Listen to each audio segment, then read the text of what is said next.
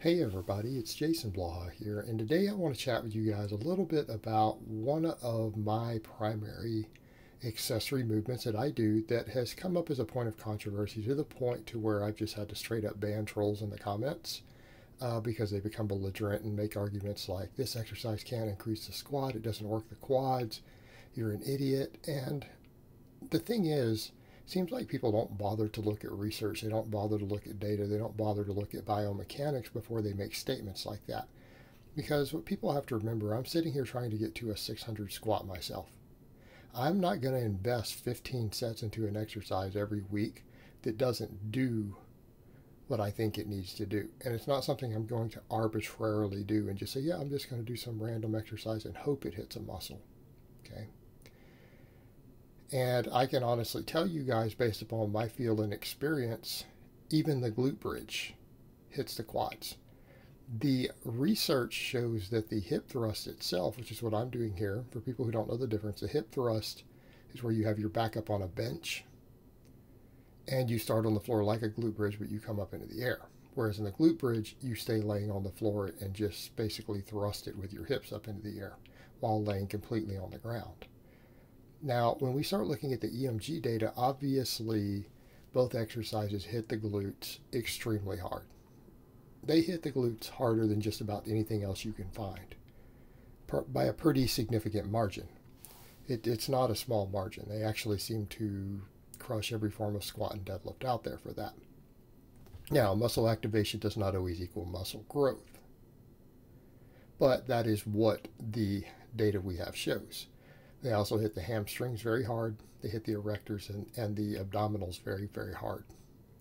This is a very effective set of lower body exercises. One of the differences we have though with the hip thrust is that you can't use as much weight on the hip thrust, but even with a much lighter weight, and on some of the data, we're talking like 90 pounds difference being used. Hits the glutes and stuff just as hard, but it hits the quads quite a bit harder. And if you go look at some of the research there, it hits the quads almost as hard as a high bar squat does. It hits it almost as hard as a high bar squat does. That's what the data shows. I personally feel an enormous amount of quad activation on these movements, on both of them, even though the glute bridge itself shows less. I feel a ton of quad on it. And watch my quads even in the movement. Notice that they are straining. Now, people will say, but it's not a full range of motion for the quad. No, it's not. But look at where the range of motion is, and let's step back and think about that. To activate a muscle, we don't always need the full range of motion.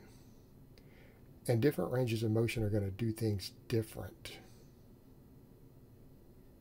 So here's what we come to with this as far as the squat. And we'll discuss squat data in a minute, because it has been studied to see how much it increases your squat. That's actually been studied at universities. There's quite a bit of data on this movement. But look at what's happening with the quad. The only reason it might not be one of the most superior quad exercises is because we don't work the quad with the knee fully locked out, right? We don't have full knee extension. We don't have full knee extension. What gives people really ugly quads? Those quads that some of these people who care about aesthetics don't like when they see big freakish bodybuilders. Full knee extension. If we go look at a lot of the research, what do we find on squats, leg extensions, things like that? So a larger part of the quad up near the top in the middle. It creates that really ugly, unaesthetic quad that some massive bodybuilders have. It creates that carrot shape. The only exercise that hits that quad completely is the leg extension. I've seen Dr. Brad put data out there showing that. So he's like, if you want fully developed quads, you need to do leg extensions on the machine. Right, because that's the only thing that hits that one. Because that's the only exercise in which your knee, it fully extends and your legs are completely straight, in which there is peak tension. The squat, the leg press, nothing else hits it. They barely hit it at all themselves. So this exercise can't really hit it either. So it's not going to give full quad development. But if you're trying to increase your squat, why do you care about that head of the quad? Unless you want to compete in the hideous type of bodybuilding, not even the aesthetic stuff, we're talking the freakish stuff where you have to just be as big as possible. A lot of coaches in that area, because again, it's not my forte, but I do look at what they say and do, feel like that destroys aesthetics. From a powerlifting perspective, that head of the quad isn't really involved in the squat. We don't care about its development for powerlifting. What do we care about? The lower quad. And we know based upon the research that the lower quad gets hit hardest when your knee is bent at 90 degrees. And any squat that is above parallel doesn't work the lower quads as much. And we know based on the research that quarter squat, half squat, parallel squat, so on, that the bottom heads down near the knee get worked harder and harder the lower you go. And they're not fully activated. Come back over to fully activated, just like the other heads, until your knee is at 90 degrees. Where's the knee on the hip thrust? It's at 90 degrees. What part of the quad drives you through the sticking point low down on a squat? Well, obviously, the part of the quad that gets worked most heavily at that part of the range of motion of a squat. Incidentally, that's the part of the quad that's getting the most activation on a hip thrust.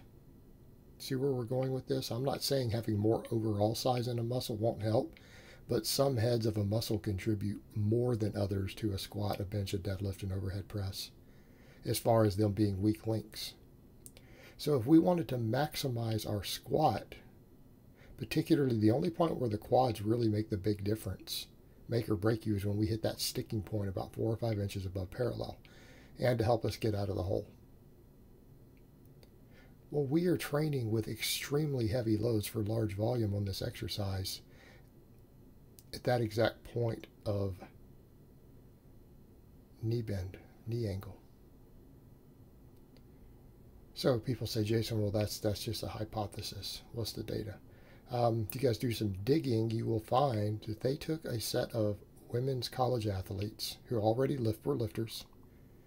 They put them on an 8-week program. They tested both groups 1 rep max squats ahead of time. They had one group do a squat-based program for 8 weeks with no hip thrusts. They had the other group do nothing but hip thrusts with 0 squatting. So they took their squats out for 8 weeks. Both groups saw their 1 rep max squat go up when they tested it at the end of the 8 weeks. The hip thrust group, who did 0 squatting, saw just as much increase on their 1 rep max squat as the squat group did. So according to the data that we have, the hip thrust can build a max squat. And it makes sense. All of the squat muscles are being used. Every muscle used in your squat is getting hypertrophy on this exercise. Just not at the same ratios that a squat does. So people say, well, why do it? Why do this instead of a squat? Because I'm on extremely high volume training. High frequency, high intensity, high volume. Because I hit a max on something every day, 7 days a week, high frequency. And I do a high amount of supplemental work in like the 10 to 20 rep range afterwards. So for me personally, it's about stimulus to fatigue. There's no axial loading with this exercise. It still works the back.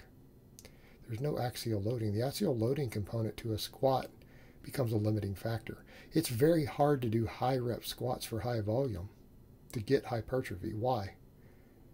Because back fatigue adds up, because cardiovascular fatigue adds up. When you start doing like 5 by 10 on a squat,